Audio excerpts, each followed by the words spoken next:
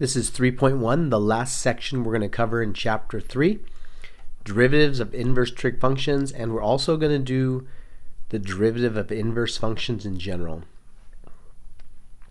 So let's look at this. Y equals sine of x. Now if you remember inverse functions, they undo each other. And you should remember in inverse functions, the x and y's get switched. So that's how you find the inverse of a function. So we take this y, replace it with an x, and that x, replace it with a y. That is how you find an inverse function. Now, just to look at this, we're going to work with this, but before we do that, how do we solve for y? So if we do have x equals sine y, how do you get rid of a sine? The inverse sine. So we can inverse sine both sides. So inverse sine of x, inverse sine of the sine of y. So what does the inverse function do? They undo each other. So that's going to cancel that and give you y. And so that's y equals inverse sine of x. I do all that to show you that this is the equivalent to this. This is when you solve for y. This is the original. So I'm going to erase all this. And I'm going to work with this, which is the inverse sine, just in a different form. And what are we trying to find? dy dx.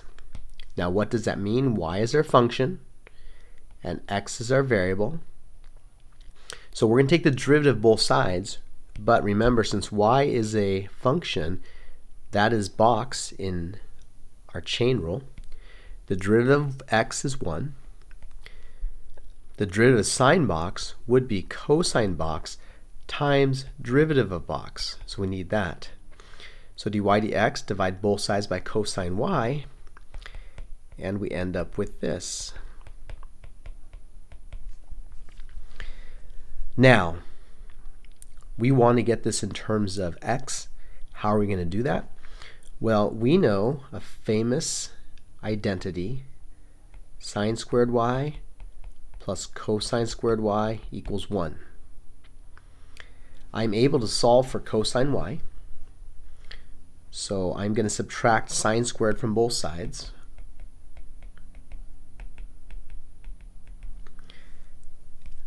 That will get me cosine squared y is 1 minus sine squared y. I square root both sides.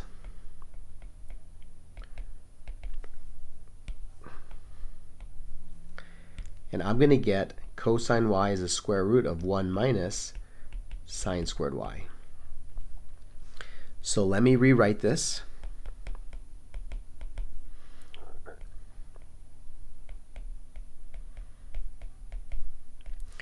We're almost done, except notice something here. Sine of y is x. So I can replace sine of y with x.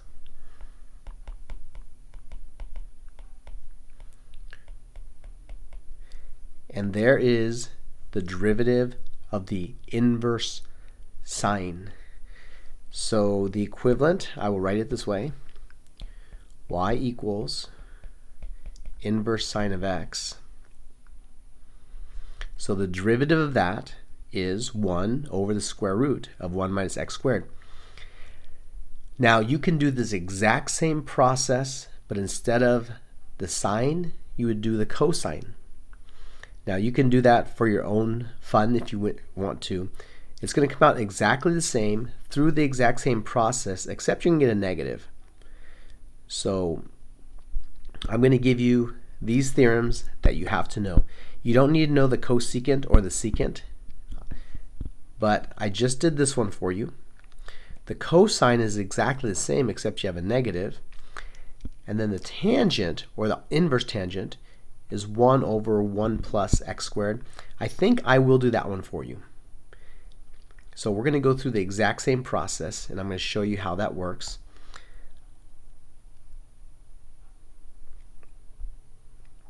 Let me delete all this. So you're going to see the same process. Instead of this, we're going to have y equals tan x. To get the inverse, it'll be x equals tan y. I again switched the y with x and the x with y. Now if I were to solve this for y, I would arctan both sides. Arctan inverse tan is the same thing, so I will, you know what, I will just write it arctan just to demonstrate both versions. This is equivalent to tan to the -1 power. So those will cancel. And so you get y equals arctan of x, which is equivalent to that. They're both the same. So what are we doing here? Let me erase that. So the equivalent form to this is equivalent to y equals arctan of x. Let me erase all that. That's just to show you what arctan looks like. Now, I don't know how to deal with that because I don't know the derivative of that. But I can find the derivative of tan, so that form I will use. And remember, we're trying to find dy dx. Therefore, y is a function. The derivative of x is 1. The derivative of tan is secant squared box times derivative of box. Now I'm trying to isolate dy dx, so I'm going to divide both sides by secant, that's secant squared. So the derivative of tan box is secant squared of box, secant squared box, times derivative of box. So divide both sides by secant squared.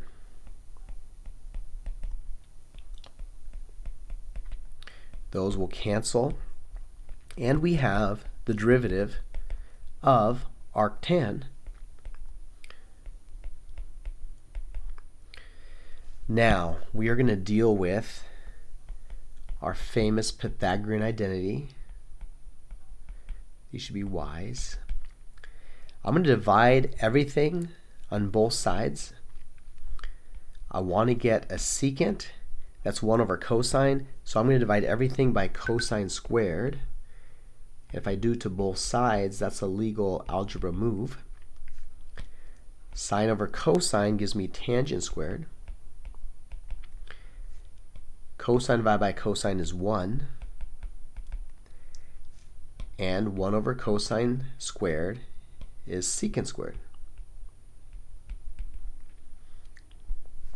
So that means I can replace secant squared y with its equivalent, tangent squared y plus 1. So we have dy dx equals 1 over tan squared y plus 1. But what is tan y? Tan y is x. So I can replace tan y with x. Show you that one more time. Tan y is x. So there is my formula for the derivative of arctan, inverse tan. So that's where we get this formula from. And the only thing to know, the coversion has a negative in front. And you can go through that same process.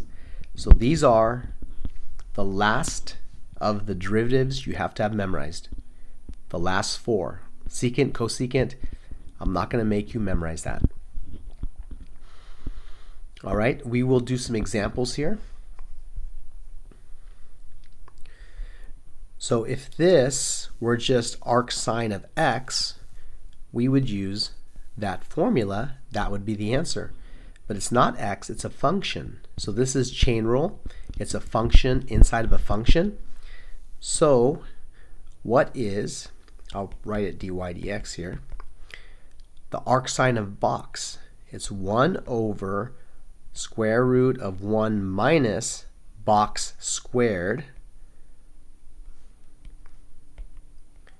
So what's going on here? X is that, because this is my x, which is now x squared plus 1. So for there, I'm going to put x squared plus 1 squared. Whoops, I already have that squared. So it's the equivalent of this, 1 minus x squared, 1 minus box squared, but the chain rule always requires to multiply by the derivative of box, which is 2x.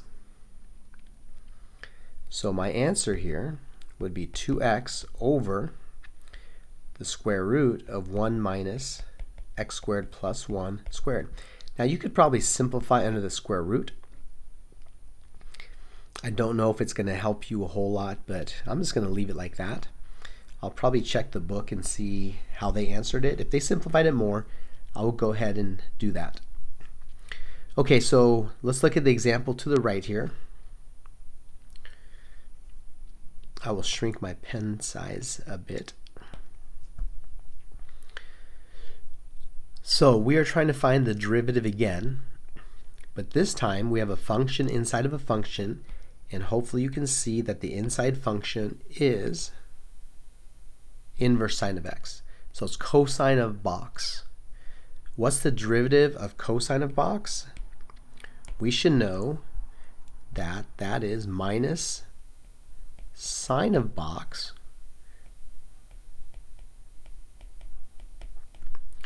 times derivative of box. So let me do my boxes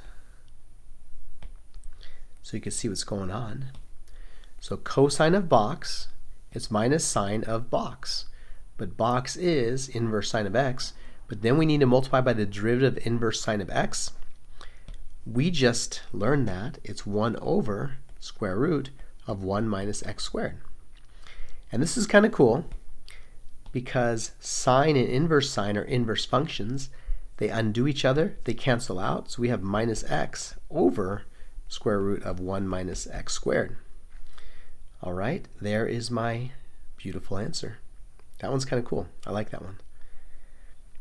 And we're just going to keep going to the next example here. So as you look at this, I would suggest you pause, take a look at, try this problem out yourself, and then see what my solution is. So what's going on here? I see a product rule. Do you see the product rule? I hope you do. So let me show you. We're multiplying two things together. Here we go. We have, let me shrink the sizes of these two. They're too big. All right, we have x times arctan of x over 2. So that's definitely a product rule. And the first thing I want to do is just find the derivative. Then I'll plug in the 2 radical 3 after that. So the product rule, what do? So we will leave the first alone and take the derivative of the second. This one's kind of tricky. It's not x, it's x over 2, so that's box. The arctan of x over 2, it's going to be 1 over 1 plus box squared. It would be x squared, but now we have x over 2, so it's going to be x over 2 squared times the derivative of box, which is 1/2, plus we take the derivative first, which is 1, and we leave the second alone. And that should be the derivative. All right, now we need to plug in 2 radical 3. F prime of 2 radical 3. That will be 2 radical 3 for that x. 1 over 1 plus 2 radical 3 over 2 squared times 1/2 plus 1 in arctan of 2 radical 3 over 2. and some good things are going to happen. Those will cancel. Those will cancel. That's a squared, by the way. It almost looks like times 2. Let me fix that. And let's see what we have here. Oh, one more thing. That 2 and that 2 will cancel. So on top we have radical 3. On the bottom we have 1 plus radical 3 squared plus arctan of radical 3. So we got radical 3 over 4. This is asking what angle has a tan of radical 3. Now if you remember from my unit circle, radical 3, 1, 2 is a 60-degree angle. That means it's a pi over 3. So the answer is going to be pi over 3. You could get a common denominator and combine these. So the common denominator would be 12. So you'd put a 3 over 3 here, a 4 over 4 here. So you'd have 3 radical 3 plus 4 pi over 12. So either answer is fine, the one before or the one after. I'm fine with that. Let me double check to make sure this comes out right. Pi over 3 plus radical 3 over 4. That's correct. So we did well on that. That answer is beautiful. And then the previous answers, let me check on those. 2x. The only difference is they squared that and simplified that. So let me show you what that comes out. If you do simplify that, the bottom would come out to be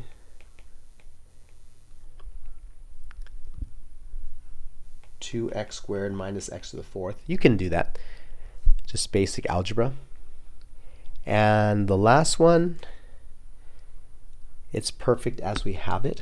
So those are the first 3 examples. Here's the 4th one. All right, we know arctan of x is 1 over 1 plus x squared. That's right there. But it's not x. Therefore, we have to say, hey, that is arctan of box. So that's going to be, let me thin that out for you, 1 over 1 plus box squared. But you must multiply by the derivative box after, so that's box squared. So your box, that's your x. It's 1 over 1 plus x squared, but it's box in this case. And the derivative of e to the x, I am my own grandpa. So we have done this one. And if you want to multiply that using your properties of exponents, that's going to be e to the 2x. All right? That is derivatives of inverse trig functions. I should have trig here, but I didn't, and I'm not going to change it. Okay, we want generally how to find derivatives of inverse functions. So what does it mean to be an inverse function? That means they undo each other. So for example, the square root squared is x. So you start with x, you square root it, then you square it. The square root and the square cancel, leaving you x. That's just one example. Another, well, we just did this. If I do inverse sine of x, so you take x and then you apply the sine, then you apply inverse sine, those cancel and leaves you with x. Those are inverse functions. Another one that you probably don't think of much, we take x and we apply adding 2. So adding 2 is the function. But then we subtract 2. Well, the adding 2 and subtracting 2 cancel each other out, leaving you with just x. So when you start with x, apply a function, then apply the inverse to that, you're going to end up with what you started with. So the radical changes x into some y. Squaring that y gets you back to x. So that's the process. One function changes your value into a y, and the inverse function takes the y back into an x. So let me erase that. That's the concept of inverse functions. And to prove that functions are inverses, which all of you should have done in pre-cal, you do a composition. You stick x into g, and then you apply that to f, and you should end up with what you started with. And vice versa, you put in f first, then apply it to g, you end up with x. That's how you know functions are inverses. So f and g are inverses if the composition gets x and the composition in the other direction get x. Now, the one on the right is just different notation. I'm writing f inverse as a -1 power, but it's equivalent to g. They are exactly the same thing that's going to happen on both sides. So I'm going to take this first one here. Let me make that fatter. Make all these fatter.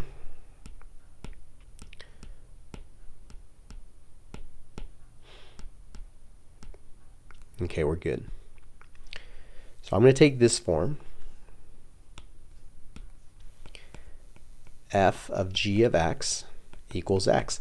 I'm going to take the derivative of both sides. Now what you should recognize, this is chain rule. It's a function in a function. And you should all know this. The derivative of f of box is f prime of box times derivative of box. And the derivative of x is 1. I'm going to divide both sides by f prime g of x.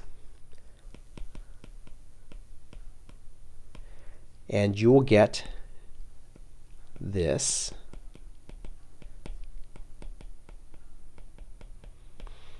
Now, this may not seem too significant, but that is very powerful. It allows you to do something. So you know that f and g are inverse functions. If you want the derivative of the inverse, because g is the inverse, it's 1 over the derivative of f evaluated at g of x.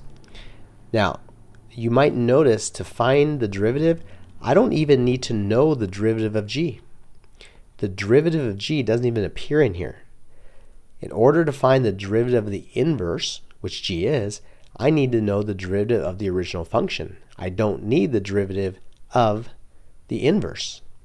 So it's very powerful. We're going to do some examples. Now, if we do the same thing here, that's ugly. I just want to note that this is exactly the same as the left side. The only difference, instead of g, I have f inverse, which is the inverse of f. So the derivative of both sides is going to be the derivative of box, or f prime at box, times the derivative of box. And the left side's 1. I'm going to divide both sides by that piece, f prime, f inverse of x, f prime of f inverse of x. Those will cancel, and we get this. Let me fix that better. The inverse of f derivative is 1 over f prime f inverse of x. So these are one and the same. The only difference, g and f inverse are the same. So there's g, there's f inverse. There's g, there's f inverse. It's the exact same thing. So here is the other derivative that you have to have memorized. And you can have a's or x's. Let me just box this. This is in the form of f inverse. This is in the form of g's, where g is the inverse of f. You will see both. You should be comfortable with both because they're really the same thing. And let's do some examples, and I'll make some connections with you on these. We'll do 4 examples, and we'll be done. So the function f of x is given. It has an inverse, and they want the derivative inverse at a specific point. They want, well, the slope, meaning the derivative, of the inverse function at 3. So in essence, they're asking for f inverse derivative at 3. That's what they want. So let's do this.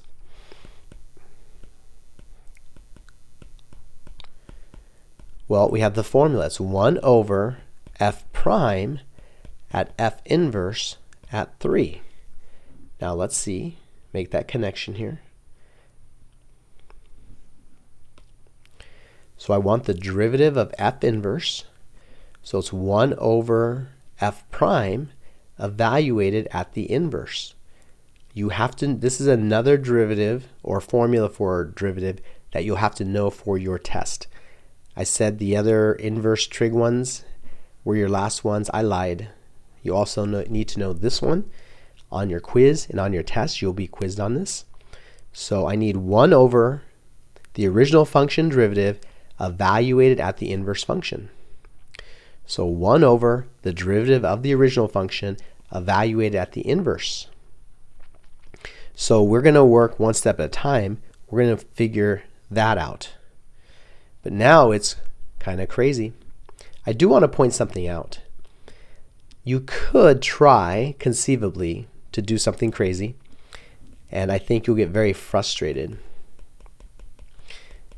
You might say, hey, I can just find the inverse. I can replace the y's with an x and the x's with a y. Then I can solve for y and then take the derivative normal, and I don't have to memorize this formula. Well, if you can solve that for y, I give you kudos. You're not going to have fun doing that. This is the power of this formula. You don't have to find the inverse. You don't have to take the derivative of the inverse. And oftentimes it's impossible to do that anyways. So that's the power of this formula that you have. You don't even have to find the inverse oftentimes.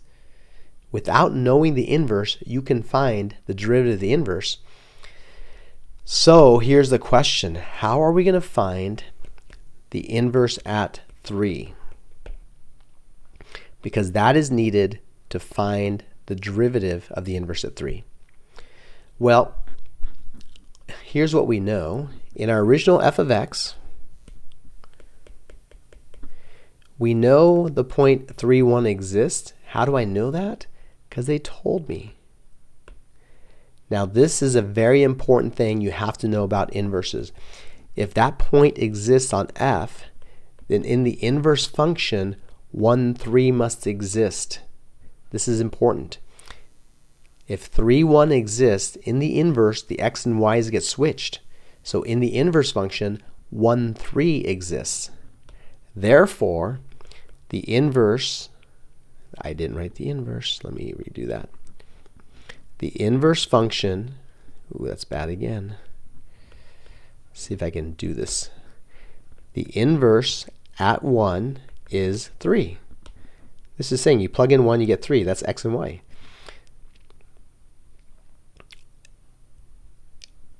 Now, my brain is not happy here. Oh, let me back up. I apologize. I totally lied to you. I'm glad I caught this. This would have been bad. Actually, this problem is even easier than we think. This point right there, that is on inverse. They're telling us that. Normally, okay, I just kind of gave away a secret. Normally on these problems, they give you a point on the original, and you have to find a point on the inverse. But they're actually telling you on f inverse, 3, 1 is the point. In other words, they're saying f inverse at 3 equals 1.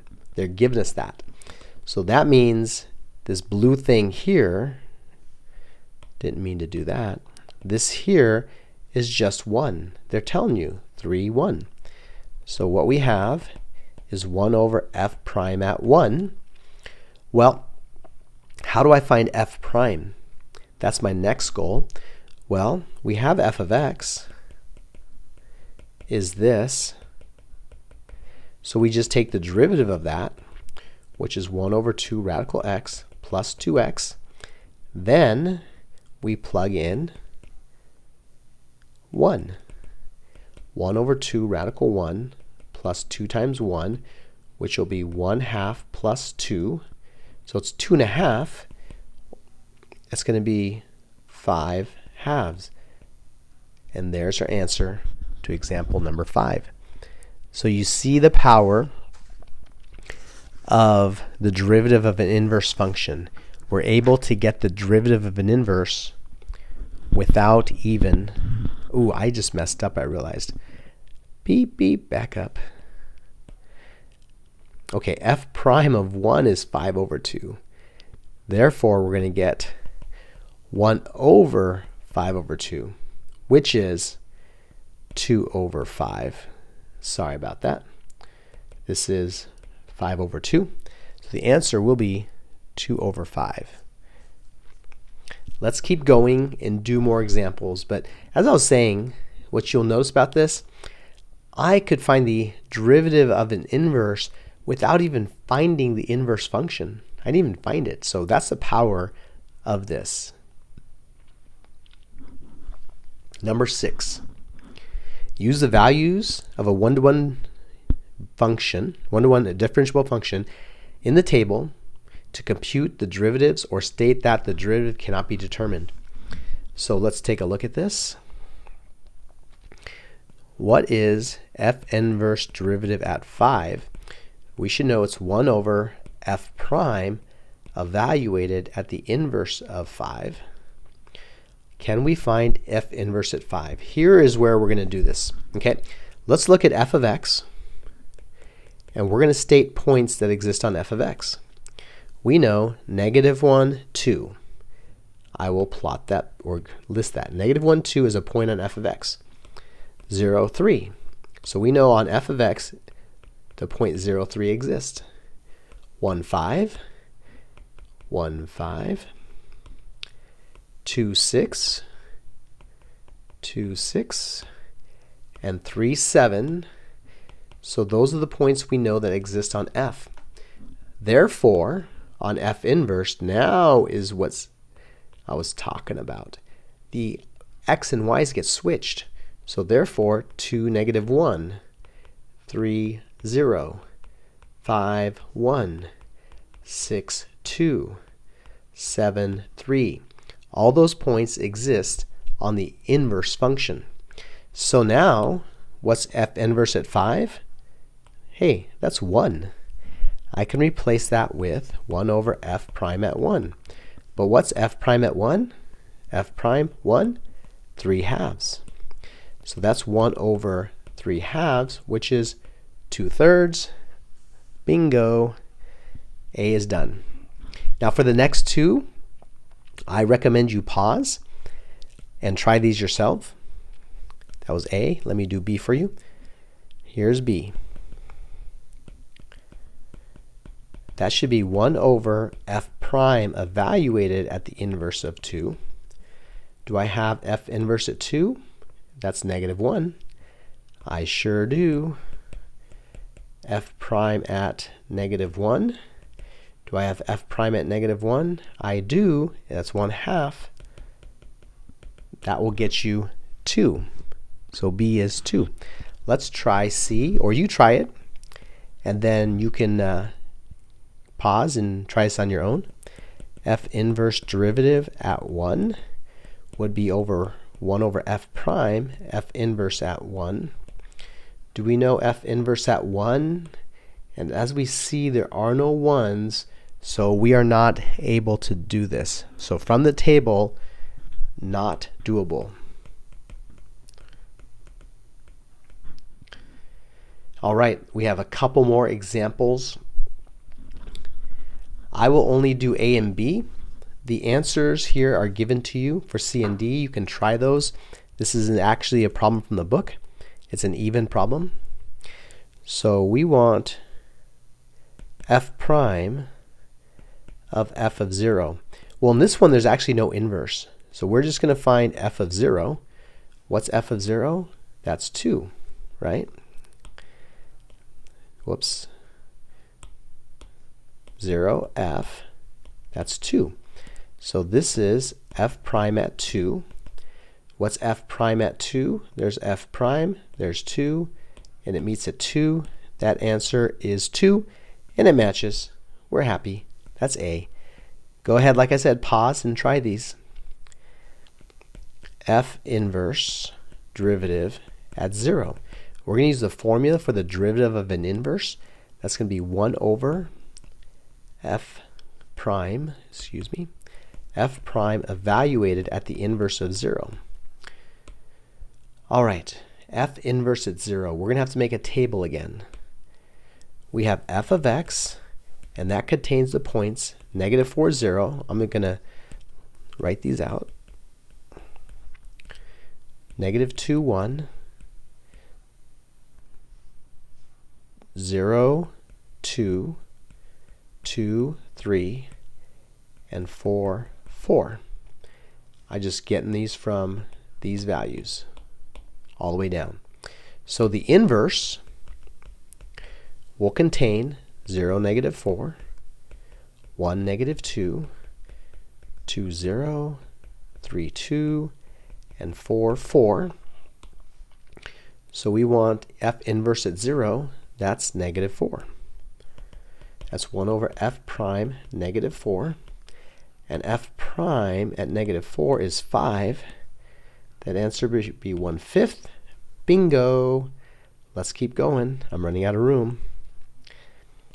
So f inverse derivative at 1 is 1 over f prime f inverse at 1. F inverse at 1 is -2. So that's 1 over f prime at 2. And f prime at 2 is 2. So that gets me 1/2. Uh-oh, I messed up. Oh, I know I messed up. It's 1. That's -2. That's -2. And f prime at -2 is 4. I did mess up. And then d, I'm running out of room. What am I going to do? The magic of digital. I'm going to erase this here and do d right here. That's going to be f inverse derivative at f of 4. That's crazy. To make my life easier, let's replace that first. What's f of 4? F of 4 would be 4. So the equivalent would be f inverse derivative at 4, which would be 1 over f prime evaluated at f inverse at 4. Well, what's f inverse at 4? It's 4. So that is 1 over f prime at 4. And f prime at 4 is 1. So we'll get 1 over 1, which is 1. Bingo! It matches. So that's more examples. And here's the last one. This is from the 2012 AP test. We're given f of x, and we're told g is the inverse, and we want the derivative of g at 1. G is the inverse, so that's 1 over f prime g of 1. G, how am I going to find that? Well, f contains the point 0, 1. How do I know that? Bingo, right there. They tell us f has a point 0, 1. If g is the inverse, they will contain the point 1, 0. So what's g of 1? 0. So this is 1 over f prime at 0. What's f prime? We need to find the derivative of f. Well, f is 2x plus 1 cubed. Well, this is box cubed. The derivative of box cubed is 3 box squared times the derivative of box, which is 2. So what is f prime at 0? We'll put a 0 for all the x's. That'll be 0 plus 1 squared times 2. That is 3 times 1 times 2. That is 6. So 1/6 is our answer. Bingo, and that's the end of this lesson. Bye-bye.